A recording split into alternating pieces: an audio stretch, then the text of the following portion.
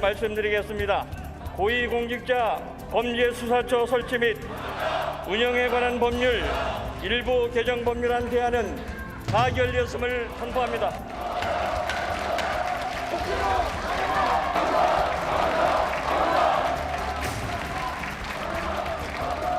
공수처 출범에 한 걸음 더 나아갔습니다. 그렇게 우리는 이번 국회에서 1987년 민주화 이후 가장 크고 가장 많은 개혁을 이루어냈습니다. 앞으로도 국민 여러분께서 함께해 주시기를 호소드립니다. 180석의 거대 여당에겐 거칠 것이 없었습니다. 이낙연 대표는 최근 두 전직 대통령을 언급했는데요. 먼저 YS, 하나회 해체와 금융실명제 실시 등 불꽃 같은 개혁을 단행했다면서 대동ум은 정도에는 거칠 것이 없다라는 정신을 이어받겠다고 했습니다. 그리고 공수처법 처리 직전엔 DJ를 소환했죠. 개혁에는 고통이 따릅니다. 저항도 있습니다. 김대중 대통령께서 우리에게 마지막으로 남기신 말씀처럼 역사는 발전한다고 저는 믿습니다.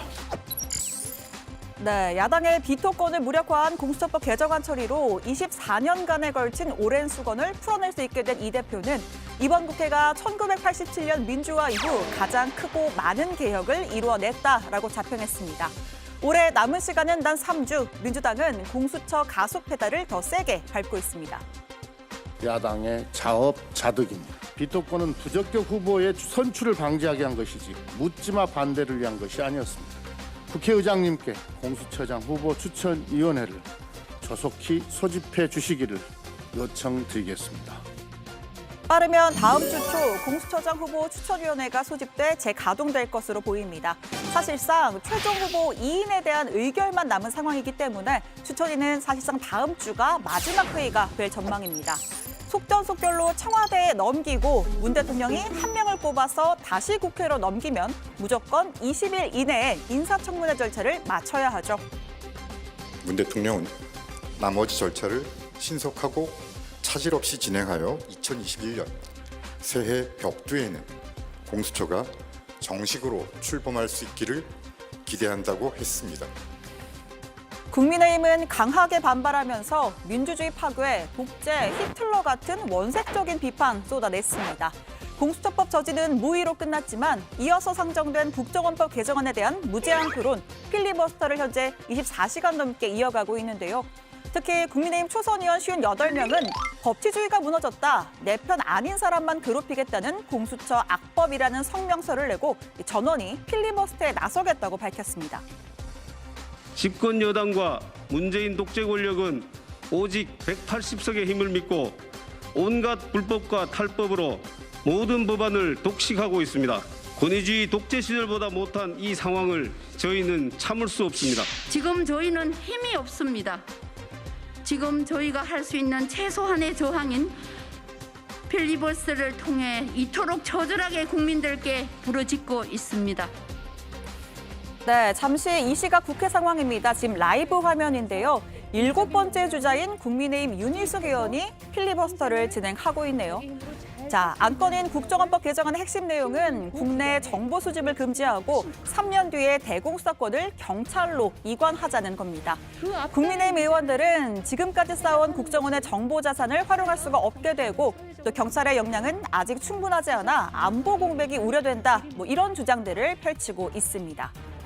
자, 그런데 이 방금 보신 필리버스터에는 야당뿐 아니라 여당도 참여를 했습니다. 원래 민주당은 필리버스터 종결 신청을 한 뒤에 표결로 끝내버리겠다라는 입장이었는데 생각을 바꾼 겁니다. 여당의 입법 독주라는 비판이 일각에서 나오는 상황에서 이 토론까지 막아 부정적인 여론을 키울 필요는 없다라고 판단한 것으로 보이는데요. 자, 그렇다고 야당만 계속 주장을 펼치게 될 수는 없으니 민주당 의원도 맞불을 놓기로 한 겁니다.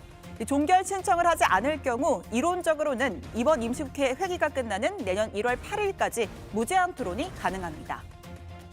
자, 그런데 말이란 건 길어지면 10중 8구 옆길로 셀 확률이 높아집니다.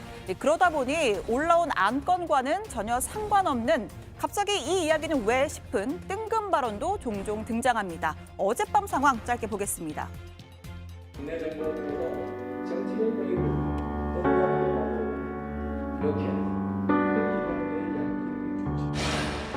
저도 지역에 가면은 40대, 50대 우리 주부들께서 그나마 우리 대통령님을 지지하는 분들이 있었습니다. 근데 왜 그러시냐고 물어보면은 대통령께서 잘생겼다는 겁니다. 아니 저기 남의 말을 전하는 겁니다. 진보 매체라고 있는 한겨레 경향부터 법조기다 철수시키세요. 그게 국민 검찰 개혁의 한겨레 경향이 함께하는 겁니다. 그리고 공영방송 KBS, MBC 거기서 먼저 앞장서서 법조기자단 빼세요. 검찰 개혁의 의지가 없는 것으로 보일 수 있습니다. 의지가 있다는 걸 보여주세요. 그걸로. 네, 방금 들으신 두 발언 모두 국정원법 개정과는 어떤 연결고리가 있는지, 그리고 발언 자체가 적절한지도 의문입니다. 서로가 서로를 향해서 의제와 관련해 있는 토론을 하라, 이런 지적들 쏟아졌습니다. 자, 그리고요, 오늘 오후에 올라온 한 기사 제목입니다. 민주당 입법잔치 끝난 후 중대재해 유족들은 곡기를 끊었다. 네, 태안 화력발전소에서 근무 중 작업용 컨베이어 벨트에 끼어 숨진 고 김용균 씨의 모친 김미숙 씨가 중대재해기업처벌법 제정을 촉구하며 국회에서 단식 농성을 시작했습니다. 이 법은 산업재해 사망사고 발생 시에 안전관리 책임이 있는 기업의 경영 책임자를 처벌하고 또 징벌적 손해배상을 가능하게 하는 내용인데요. 여야가 극한 대치를 벌이며 수많은 법안을 처리하는 동안 이 중대재해법은 법사위에서 단 15분 논의됐을 뿐입니다. 용균이 얼굴을 못 본 지 2년째 되는 날이었습니다. 매일같이 용균이처럼 끼어서 죽고 태교처럼 떨어져 죽고 불에 타서 수십 명이 죽고 질식해서 죽고 제발 그만 좀 죽었으면 좋겠습니다. 174석의 의석을 가진 집권 여당이 마음만 먹으면 무엇이든 일사천리로 진행되지 않았습니까?